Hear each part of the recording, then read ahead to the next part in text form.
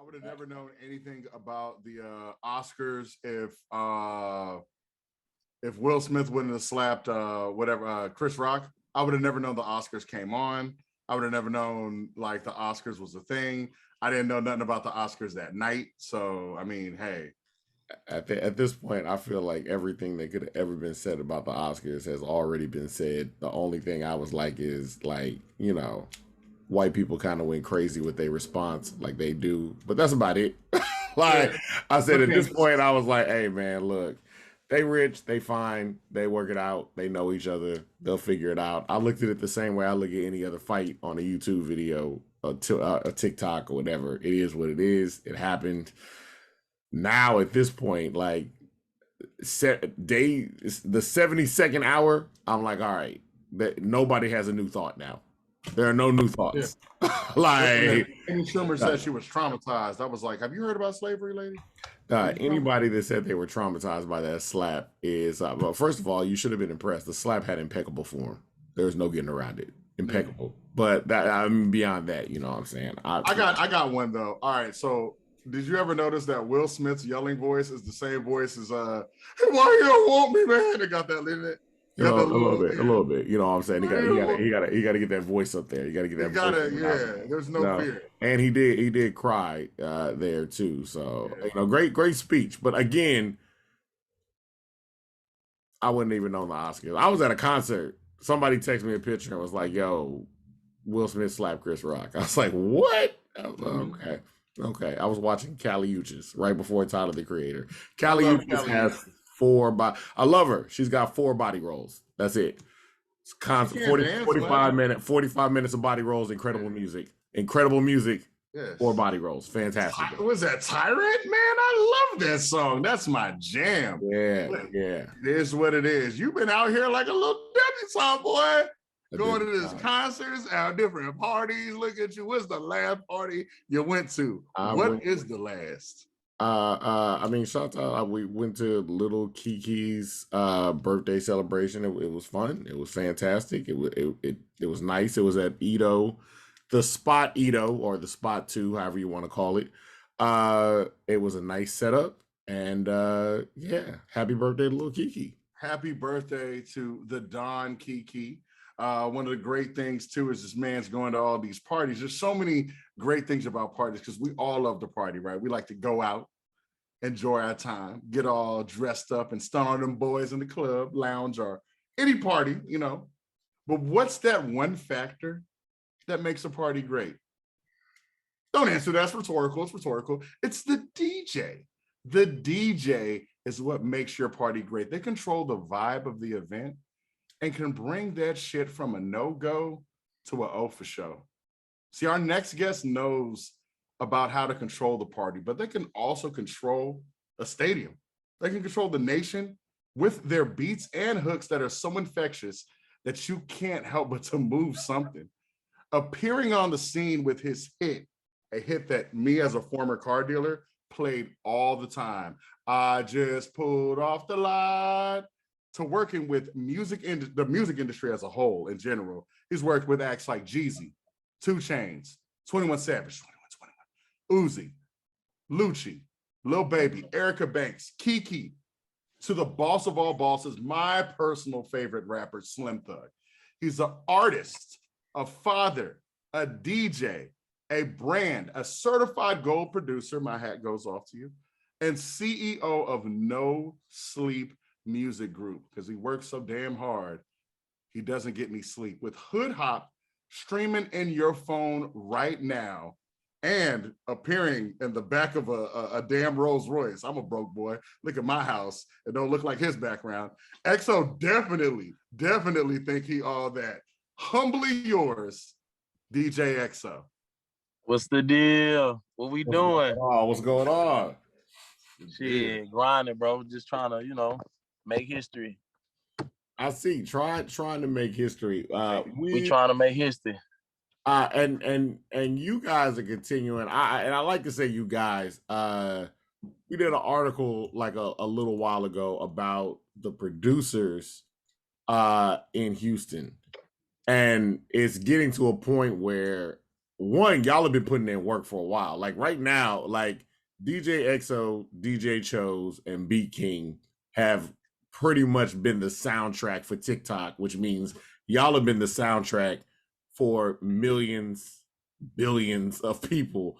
What is it like to be a part of this new class of Houston? And what's it like to finally be getting the recognition of being, because y'all have been putting in the work. What's it like for people to be like, Man, oh yeah, nah, it feel good, bro. Like it feel good. You know, cats like us, we've been getting overlooked for so many years. You know what I'm saying? So it feel good to be at a point where, you know what I'm saying, people starting to trust us musically, you know what I'm saying, and actually give us chances, you know what I'm saying, and we able to deliver and show that we supposed to be here. So man, it's a beautiful feeling, you know what I'm saying? It's beautiful to see your mother, you know what I'm saying, and she just like proud, you know what I'm saying, to just make your mother proud. Like that shit is like that's the best feeling in the world. no, it's fantastic. What was your mom always on board with Mhm. the music, like from the jump? My mom, she's always supported me, you know what I'm saying, like on what I wanted to do. Now I can't say my whole family. You know what I'm saying? I've lost family, I lost friends, I lost relationships. You know what I'm saying? Like all that shit, like over. You know what I'm saying? Following my dreams, but she was one of the few that, you know, if this is what my son wanted to do, then I'm riding with him. You know what I'm saying? And I stuck to it. It paid off. You know what I'm saying? And now she able to sit there and be like, "Yeah, I told y'all." You feel me? So, like my mama, anybody know my mama know all that's going on. That's real. That's So real. you better not have said nothing about me because I'm telling you, she gonna let you have it. That's cool that she Yo, supports. What yeah, about yeah. like you said, any of the people that didn't support before, do they try to come back and be like, "Hey, I always had you in mind, brother"? Oh yeah, I hear that type of stuff every day. I always believed in you, bro. I knew you was gonna do it. You know, all that. All the typical same stuff. It's the same formula. It's the same thing with everybody.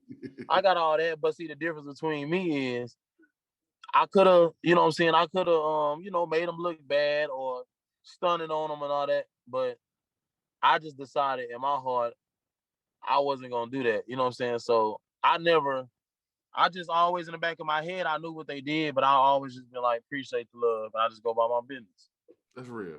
No, it's perfect. I mean, it's like they had a young lady on TikTok that was saying, basically her whole thing was be delusional. Like Yeah. when you're trying to get started and you have to be delusional for a lot of these dreams to come true, because it's a lot when you tell people like, yo, I'm gonna get out here, I'm gonna sell music, I'm gonna produce this, I'm gonna do this, and people might be like, nah, I don't really see that happening for you. There was a point where you're like, nah, I'm gonna be delusional, I'm gonna keep on going. When did you start to feel like, oh no, this is working, like I know this is gonna work? Well, I'm gonna be real with you. You know what I'm saying? I've always been one of those type of people that just always believed, you know what I'm saying, like in whatever I want to do. I played the drums since 4 years old. You feel me? So I'm one of them people where I felt like, from the jump, like the music, I felt like I could do it. Even I'm not gonna lie. Early on, my shit was trash. It was garbage. I will never let nobody hear the first beat I made. Not even the first 100. They're What? the worst sound that would ever hit your ear.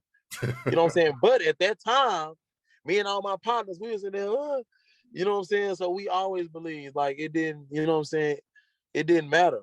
You know what I'm saying? Still to this day, it's ventures and stuff that I'm trying to accomplish right now. And I got like millionaire friends and stuff like that. And some of them be looking at me like, and they like, it's no way. You know what I'm saying? But to me, you know what I'm saying? I feel like it's very possible. You know what I'm saying? Like you have to be like, I'll tell you this. What we trying to achieve, people like me, you have to be halfway crazy. You know what I'm saying? To feel like that you, the black man that lived in a shelter, you know what I'm saying, that ate syrup sandwiches, that never had nothing, you know what I'm saying, that didn't go and graduate from college. You have to be insane to think that one day you will be a millionaire, that you will have millions of dollars in the bank account. You know what I'm saying? And You'll be 12 years in on this business. You know what I'm saying? Make it, you know what I'm saying? Have 3-4 businesses at this point. You know what I'm saying? Like all this type of stuff. Like you would have to be crazy to think that. You know what I'm saying? So you have to halfway be crazy to believe this. But just like anything in life, just like college, just like a degree, anything. If you want to do something, you can do it. You gotta have that plan and you gotta stick with it and do it. You gotta dedicate everything. It gotta be your number one. It gotta be your number one thing. Y'all need to listen to this man. He's in the back of a Bentley, Rolls Royce. Rolls Royce. I need to be like that. I'm taking notes, brother. I'm taking. Yeah. I see what you did. You moved in. Now look, I'm gonna tell you some real shit though. Look, this is the number one thing I tell everybody, bro. I'm telling everybody that's trying to do this and it's been I tell them, you can't have a plan B, bro. Like you have to give your all to whatever you're trying to do. If you give your all and that's it, what you're trying to achieve is gonna come. Now it's not gonna come in your timing. No, I'm telling you now, it's not coming in your timing. You know what I'm saying? But if you have a plan B, if you put yourself in a position to where, this not really working right now, so I'm gonna go get a regular job. Or I'm gonna go do this. That's when you mess up. That's when you start your timeline all over, and they don't even realize it. They don't even realize what they're doing. You feel me? All the momentum you built, you just lost it. Mm. Let's talk about the timing and let's talk about that timeline because you're starting out at a young age. You're drumming at 4. At what point let's talk about that musical history. Like first you're drumming and then are you playing music in school or are you just like, hey, I'm gonna become a DJ? Well, yeah, I played the snare drum. I played football. I played basketball. I played in a band a little bit. Like I marched in some parades. I couldn't do it like full because I was so heavy and I was such a big player. Like when it came to the sports, that I had to focus a little more on that. But I was so good at like playing the drums. Like I read music and everything. And this is stuff that people might not even know about me. They'll look at me and they'll think like it ain't no way. You know what I'm saying? It ain't no way this guy got tats on his neck. And I read. I'm talking about sheet music. I can be standing up there with an orchestra right now, and some sheet music can be in front of me right now, and I'm have all my jewelry on, in a baseball hat, and be doing all they doing. You feel what I'm saying? So it's like it's just in me. You know what I'm saying? It run deep. I started at an early age. I started producing. I started DJing to lower our expenses. Me and my one of my closest friends, who is actually one of my managers right now, we used to throw parties, you know what I'm saying, when we were younger. And that was a way for us to lower expenses. I learned how to do it. I got good. I started getting booked. And next thing you know, now I'm DJing and I'm producing. And then the artistry kind of came a little later, you know what I'm saying? Just over time. Yeah. What made you start to lean into the artistry? Because we see, I guess that's a lot of what we're seeing, especially this class of producers. Mr. Wired Up Boy, DJ Chose, Beat King, yourself. Y'all have this mix of I'm a producer, I'm a DJ, I also rap. There's a level of artistry in that. What made you start to lean towards the art as opposed to just saying, hey, I'm just going to make production for a lot of other artists? Well, I'm going to be real with you. I started rapping because artists wasn't getting on my beats. They wouldn't get on my beats. They would only get on, only person beats they was really getting on was like June James. And then like the OGs was using like Mr. Lee. You know what I'm saying? A couple other people, Beans and Cornbread. It was a whole sci-fi. You know what I'm saying? He was over there doing a lot of J-Dog stuff. You had all the riding on pole. That was Mr. Lee. But like all them cats, they was going crazy. But little old me, nobody would let me in. I don't know if they were scared of me and scared if I get in, it's over. I don't know what it was. But they wouldn't let me in. So I had to, and as I tell people all the time, you can't complain when things ain't going your way. Oh, I'm not making no money. I don't know what to do. I don't know. Nah, you got to figure it out. I figured out, okay, what can I do? If people don't wanna deal with me, then what can I do? How can I turn this thing around? XO, you're a DJ. Okay, so what if you just rap on the beat and play your music? You're the DJ. You control everything. You're the controller. Yeah. Why don't you just get in and play? Now I'm playing my music. I'm doing what I gotta do to help myself get on. Now they seeing that you gotta come deal with me now. Because we could have had that relationship, but you ain't wanna mess with my beats. So what's gonna happen is I'm gonna play my music, get my stuff hot, and I'll get to yours if I feel like it. Yeah. Yes. Yesterday's price ain't today's price. It ain't today's price. So I get to that when I get to it. You know what I'm saying? I get to it when I get to it. But right now I gotta do this for me. I need to put myself in position, you know what I'm saying, to help my career.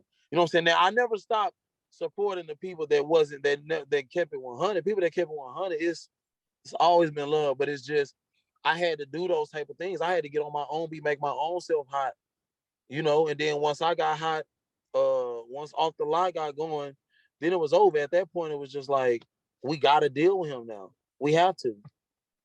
That song was amazing. I have to admit, like I said earlier, I was selling cars at that time. Do you understand? Like how many spins that we gave you all the time? I'm talking about I was selling cars at a place that had a maximum of cars. I don't know if y'all can figure that out, but I'd sell a car and then I'd play that when I pull up. I'd be like, look at your car. Look at your car. Oh, yes. That is so amazing. Look, I'm gonna tell you something.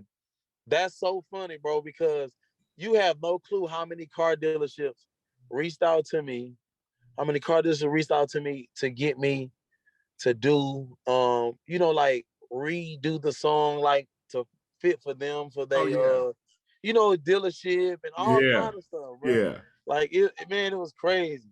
I'm talking about I was doing bail bond stuff, people trying to get out of jail. I just got out of jail. All kind of stuff, bro. I was like, oh my God. It just turned into just, man, it got crazy, bro. You was getting that bag though. We were listening to 97.9. You was on it. You was getting that bag. Yeah. Man, it's a blessing, bro. Like I'm so appreciative for the process. And I wouldn't take anything back. You know. So what was going through your mind though, like at the time of you had already been making music, but where did that song come from inside of you? What was happening in your life? Honestly, bro, I made that song in my partner trap house. I don't know what I was thinking, man. I was just in the studio and my homie Rizzo, shout out Rizzo, TSF. Wow. And he pulled up. He was just like, bro, come on, bro. I really want to do a song, bro. We need to do a song together, but we don't have no music together. And I was just like, all right, whatever. Because at this point, you got to understand, Off the Lot was like my first song I ever made. You know what I'm saying? Mm-hmm. I had one other song called How We Do. And that record was doing this thing. You know what I'm saying? It was doing this thing. But Off the Lot and How We Do, those are the only songs I had ever recorded. Those were the first songs I ever recorded. And like I'm literally in there and I'm really on some like, I don't know if I want to do it just because I was a little insecure like of my artistry. It was only like it's like I only recorded 1.5 songs. You feel me? So you know what I'm saying? I don't know if I was good or not. I don't know. You feel me? So I'm just in there like, whatever, let's do it. So I made the beat from scratch, right there. I made Off the Lot beat from scratch right there. Loaded it up. Me and Rizzo in there vibing. And he was mumbling and stuff and saying like little stuff he thinks it should be. And I was just like, I heard like a little melody and I was like, nah. We need to say, bro, I'm telling you, it's going to work. We need to say, I just pulled off the line. I'm telling you right there, it's going to work. It's like a trap lullaby. Everybody started laughing, nigga. Yeah. They thought I was bullshit. Man, I got in the booth, man, and I did that, bro. Man, we dropped it. And, man, about 3-4 weeks later, bro. I could believe it. When I first heard it, I was like, who is this? Where are they at? What are they doing? It had that, what's going on? Like, I need this. So Kudos to went you. crazy. No, I appreciate it. And I'm gonna be real with you. That's probably my worst song. That's probably my worst song I ever made. Because you kept Literally. going. And when you saw, hey, nah, you can rap. I'm saying, like, if you was to hear my music now, you're gonna be like, whoa, he is just, he really took this stuff to the next level. And that's the other thing too. It's like sometimes it's establishing who you are as an artist and what you're doing. Because sometimes people don't know. When we were at your listening party, you were talking about a lot. Like a lot of people do not know the artist that you have been working with. So they believe that it's like, oh, he got the Off the Lot song, whatever. But you've got a lot of stuff out there, and you've got a lot of stuff coming. Talk about some of the work that you've been putting out on the production side and the artist side. Well, you know, my new tape. I'm working on my new tape right now, and it's called Big Dreams. We finishing it up. Me and Trey Songz got a super hard song. I got a record with Lil Keith. Of course, I had to put one OG Slim Thug on there, of course, you know, for the city. Oh yeah. Man, I got stuff with everybody: Lil Baby, Future, Summer Walker, Kodak Black, Young Blue, A Boogie, Polo G. I'm missing a couple names for sure. I know I'm missing somebody. Meek Mill, me and Meek Mill got a smash. Me and Amigos got like 3. Huh.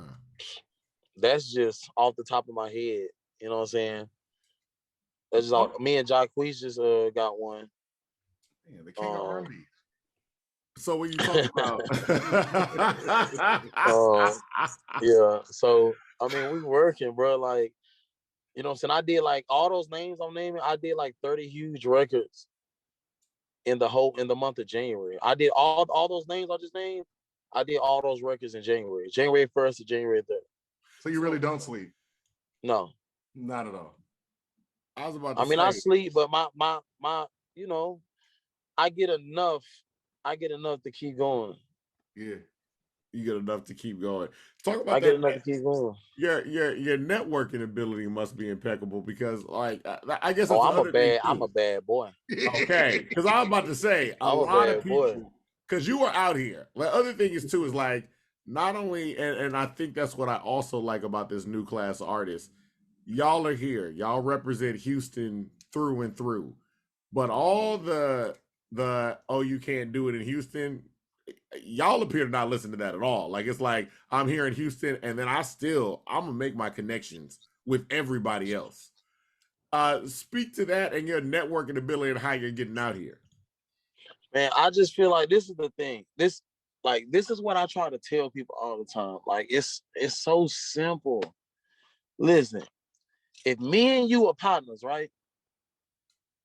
If me and you are partners and you're an artist, and I'm somebody, I'm kind of like the gatekeeper of what we got going on. I probably got the most, you know what I'm saying? I'm probably hot, right? I'm gonna naturally help my friend. I'm gonna naturally help you before I help like a random person. You feel what I'm saying? If I'm a DJ and you an artist and you come in the club and you want me to play your record, right? It's like, okay, fine. Like, I'll play your record, but it's just like, bro, at least make me feel like we cool. At least make me feel like that we have, like, bro, buy me a drink. Just lie to me. Do something. Bro, because what you have to understand is you got to really get out here and network and flow with these people, bro, and touch and make the, you know what I'm saying?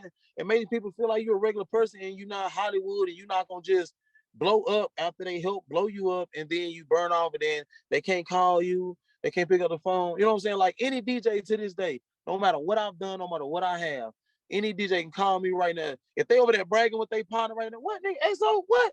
Why you crazy? Well, I call XO right now. Yeah, wait, hold on. I'm going to pick up. Mm-hmm. You know what I'm saying? I've seen DJ Khaled do the same thing. I've watched some of my DJ partners being like, what? Khaled, man, he a real one. Watch this. And they call him and he pick up.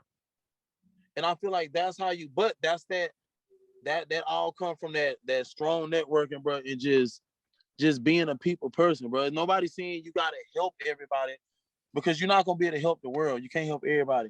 But that networking, bro, is so important that you gotta do what you have to do. You gotta build these relationships, you gotta talk to these folks. Sometimes they might not like sometimes people and DJs, artists, everybody, they didn't shit it on me in front of people. And you wanna know what I did? I came back the next day and hollered at them, shook their hand and smiled like they never did it. Hmm. See what I'm saying? Like, what do you say to that? Like, what do you say after that? Like, what can you possibly say when a nigga come back and do that? You know what I'm saying? If you don't fuck with the nigga now, everybody looking like, boy, you just a whole ass nigga, bro. Like, bro, you a bullshit nigga. Like, you feel what I'm saying?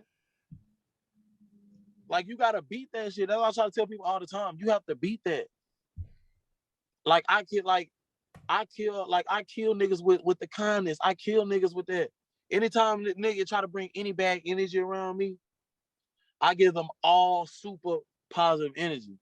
And they don't even know how to handle it. You can tell they be confused. Like what do I say? I don't even know what to do after this point. Like, you gotta be like that, like the network and all, it's so important, bro. It's a real science to it. It's a real science, bro. And you gotta be okay with this process. You gotta be okay with the process. A lot of people, they're not okay with the process. They want to be an artist, a celebrity, whatever you want to call it, but they want to be it because they feel like it's cool, or it might help them get girls. It might help her, you know what I'm saying, get a rich nigga, or just whatever it is. You know what I'm saying? But they don't really love this. They're not really trying to achieve. They're not really, you know what I'm saying? Because to really achieve and really end up being J. Cole or Drake or Jigga, you have to be okay with the process. And part of that process is networking. And sometimes you probably have to deal and be, you know what I'm saying, and coexist with people that you might not like or heard something they did or whatever it is, and it may whatever. You know what I'm saying? You got to be able to deal with them. That's absolutely true. You know what I'm saying? Great advice. It's beyond important. It's one of the most important things, period. That's fantastic advice. You're preaching right now, brother. That's real.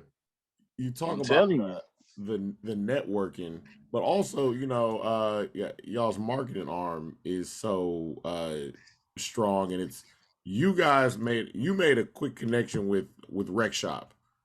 Talk about how that came about and why it was important for you to link up with them. Well, first, shout out Reg Shaw, shout out D-Reg, that's family.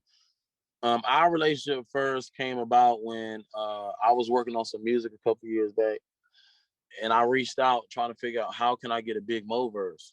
Mm-hmm. And my homie Go DJ Hot C hit me and was like, "You gotta hit up Reg Shop. You gotta hit up D-Reg, bro. I got you. I'm gonna link you with him." And he linked me with D-Reg. You know what I'm saying? I got with D-Reg. You know what I'm saying? I told him what I was trying to do. You know what I'm saying? They looked out for me. They didn't charge me, none of that, bro. And they really came and opened the catalog up. He came with the drive with all unreleased stuff. Let me listen to the stuff. Let me pick what I want. You know what I'm saying? And that's kind of how our relationship started. You know what I'm saying? And ever since then, you know what I'm saying, we just been, you know, tight. And it only made sense, you know what I'm saying, to do business and deal with people you trust and people that's gonna move like that for you. You know what I'm saying? Now, the other thing too is I think I heard you say that at the album release. You said Big Mo is your favorite rapper? Well, Big, this is the thing with Big Mo. Big Mo is one of my he's one of my favorite like rappers and like influencers, like his influence over the music, like from Houston. You know what I'm saying? Like Mo was like the first Drake. You know what I'm saying? The only difference is he just, you know what I'm saying, he obviously couldn't rap as good as him. Yeah. You know what I'm saying? Like they were really out here just enjoying themselves. They was enjoying life. They wasn't, you know what I'm saying, they wasn't sitting here trying to write bar for bar and trying to kill. Like, nah, they was living like that shit was a lifestyle. They were just living life. They would literally just freestyle, say whatever they felt, and try their hardest not to fall off and put it out. They was just living life. They was just being happy. Yeah. You know what I'm saying? And they made a career out of it. But he was like he was the first one that was doing the rap scene.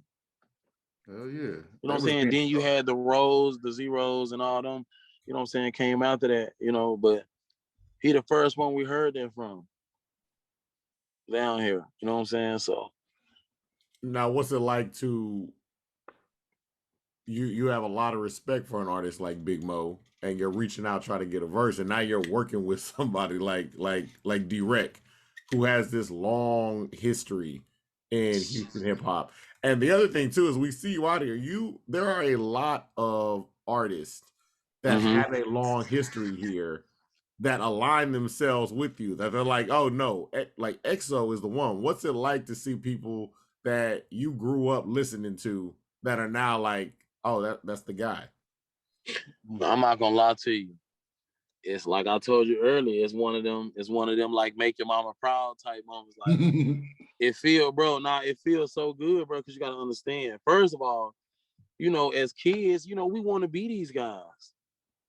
You know what I'm saying? Like we want to be these type of guys. They got all the money, all the cars, all the women, the success, the big house. Like that's who we want to be. We little kids. You know what I'm saying? So to come back and somebody that's actually been in this game, know what it takes, has had success, has lost it all, has had it all, that knows how it goes, that knows the ropes 100%. And they look at an artist and they can see something in them and be like, I'm telling y'all, look, I done been in this game. I done did it all.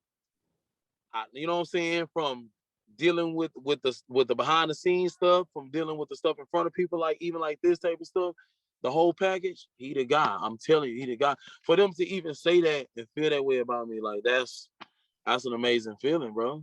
Yeah. That's different. They basically telling me that they basically saying that like EXO is ready to be a big name in this business. You know what I'm saying? Like they telling me that even though I'm 100%, I'm always believing myself, and I feel like I'm gonna be one of the greatest. I feel like, you know what I'm saying, I can compete with anybody. But you know what I'm saying, to also hear that from other, you know what I'm saying, great artists and people that have done great things in this business, and they really mean that, man, you can't pay for that. You feel me? No, absolutely.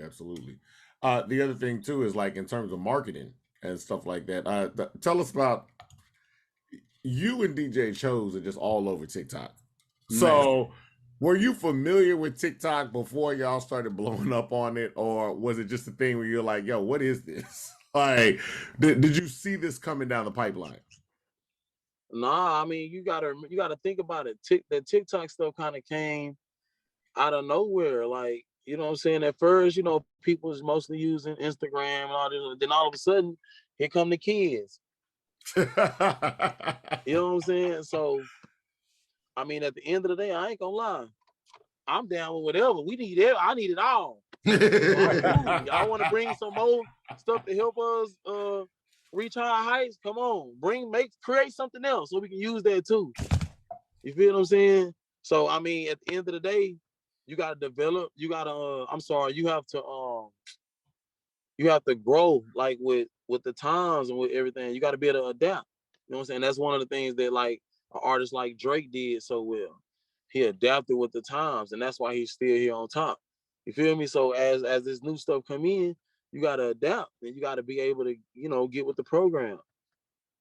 You know what I'm saying? The ones that don't know how to adapt and understand that like this is what's going on now. So we have to learn how to capitalize on this too. Capitalize on that. They the ones that get left behind. You know what I'm saying? So that's all it is. It's one of the things where it's like, you know what I'm saying, it started booming and we realized like, whoa, we got to use this. Yeah. This stuff is working. When did you realize that? When did it start booming to where you was like, you know what, I need to pay more attention to TikTok? I mean, when I see my daughter do nothing but TikToks all day, she does nothing but, bro, like nothing. I'm talking about, she probably do 500 TikToks a day. My God. Just one kid. How old is your daughter? 10. Okay, so at 10 years old, she wakes up in TikTok. Goes to sleep in TikTok. Dreams in TikTok. That's all it is. That's all it is, because it'll TikTok wherever. I guess that's the other thing too. Like when you talk about, you know, you have a daughter that's 10 years old. Does your daughter recognize like who you are and what's going on, or is she just like I don't get it, whatever, that's dad? Now, I'm gonna be real with you. At first, she didn't, but she do now. At what You point gotta was it? understand. Look, you gotta understand. You gotta understand. Like all her teachers, you gotta understand. Like she has, she got her teachers and stuff like that. They're my age. You feel what I'm saying? So it's like they know me. You know what I'm saying? So it's like she like her own real little celebrity there. You know what I'm saying? Like it's crazy. And it's so dope to have a kid that know who you is. You know what I'm saying? Like that like your biggest fans watch all my music videos, know all my songs. You know what I'm saying? Want to come on tour with me. When I leave for like tour and stuff, they be, come on, that guy, come on. Like, you know what I'm saying? I can just come to school. I can just do homeschool. Like they know what's going on. So it's like, that's so dope. You know what I'm saying? To just, little mini me to just look up to you and just stay so proud. Like, you know what I'm saying? Like they tell me they proud of me all the time. Like stuff like that. That mean like, that's another feeling like that's just like crazy. You know what I'm saying? So now that you got we got the album, like what are our plans upcoming for like this next year? Because you talked about in a month recording 30 songs. Like what are we gonna start to hear from you over this next 365? Man, bro, I'm just about to be one of the biggest names. You about to hear all this stuff I produced. You about to hear my new music. Hood How about to be one of the biggest songs in the country. Shit is hard. So we definitely about to be rolling out like some of the other records, like my record with Trey Songz. It's like that's a smash. Everybody hear that song. I'm talking about when ladies hear that song, they fuck up their panties. I'm telling you. It's bad. It's bad, bro. I'm telling you, it's one of them. Wow. It's a classic. This right here is a penny dropper. You feel what I'm saying? Penny dropper. Penny fucker up, bro. That's what's up. I'm telling you, dog. Like, so we just about to roll this music out, bro. We about to, you know what I'm saying? We about to go for it. You know what I'm saying? We put it all on the line. We believe that much. You know what I'm saying? And we about to see what happens. Now, what are your feelings too on just overall the new class, the new class that's coming out of Houston? I feel like Houston's in a unique position where there's like Bun B just had the rodeo performance. That was like 4, arguably 5 generations of musicians coming out of Houston, and you really got to see it. And that's just the tip of the iceberg of what Houston has to offer.